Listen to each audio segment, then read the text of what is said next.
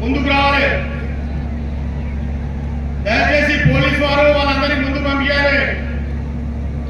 Police వారితో విన్నపం చేస్తా ఉన్నాం. శివాచౌక్ లోపల చాలా మందిని ఆపేస్తారు.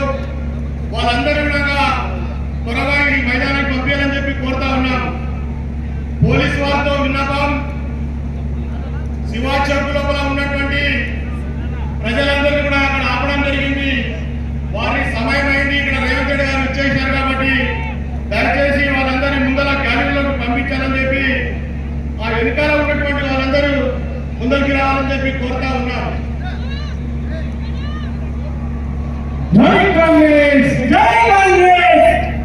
దయచేసి ఈ ఎడమదికి ఉన్నటువంటి